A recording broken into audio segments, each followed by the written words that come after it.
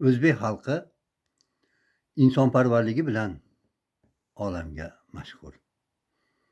Ikkinchi jahon urushi davrida Shoh Mahmudovlar oilasi nihoyat darajada haqiqiy insonparvarlikni namoyish etgan. Biz bu haqda juda ko'p ma'lumotga egamiz. Lekin ana shunday yana bir oila bor. Bu Samadovlar oilasi. Samadovlar oilasi insonparvarlikning yuksak namunasini ko'rsatgan oila. Ikkinchi jahon urushi davrida 1941-yil Samad ota va Mang'it ona 3 o'g'lonini, shu jumladan Hamid Samadovni urushga kuzatadi. Ularning 22 nafar bolasi bo'ladi.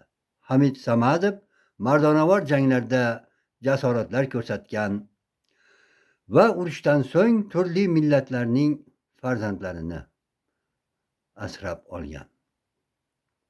Hamid Samadov 1910-yilda Samarqand viloyati Kattaqo'rg'on shahrida tug'ilgan.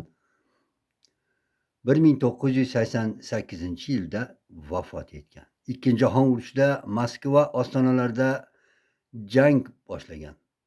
Gvardiya serjanti Samadov bir nechta jang operatsiyalarida ishtirok etgan va mardonavor qahramonliklar ko'rsatgan. 1943-yil kuzida janglardan birida Dnepr bo'yida og'ir yaralanib, o'zi boshchilik qilgan vзвод a'zolarini yo'qotadi va suvda oqim uni hushsiz ko'p qon yo'qotgan holatda Dneprning sohil bo'yiga chiqarib qo'yadi. Uni 2 Ukrain ayoli qutqarib qolib, dushmandan yashirishadi. Gospitalga yetkazishadi. Gvardiya serjanti Hamid Samadov qo'lidan og'ir jarohat olib, nogiron sifatida o'z vataniga qaytadi. 1944-yil fevral oyining sovuq kunlarining birida Hamid Samadov poyezddan tushishi bilan perronda murg'ak, ochlikdan ozib ketgan bolaning mungli non so'ragan ovozini eshitadi va unga non berib, o'ylab o'tirmasdan sog'lom qo'li bilan uni sovuqdan asrab shineliga o'raydi va uyiga qarab yo'l oladi.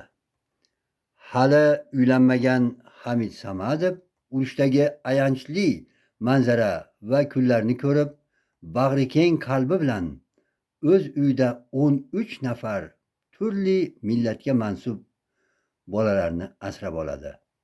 Qo'chqor turkman, Sunnat o'zbek, Nurmuhammad tojik, Donat rus, Karim o'zbek, Ivan rus, Murod o'zbek, Liza rus, Jenya belarus, Rashid o'zbek, Kerim tatar, Mirali o'zbek, Arslon arman.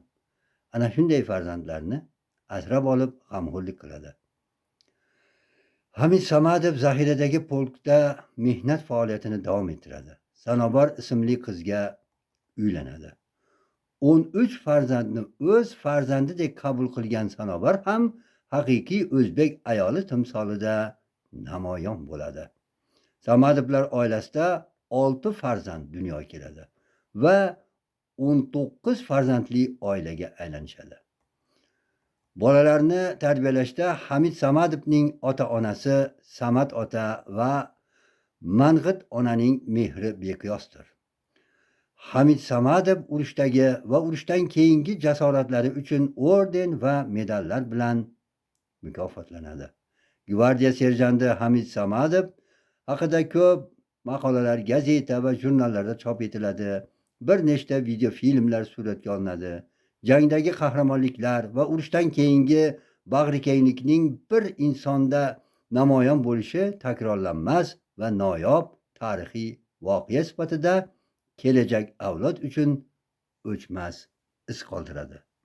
Biz mana shunday qahramonlarimizni hamisha e'zozlashimiz, ulardan ibrat olishimiz kerak.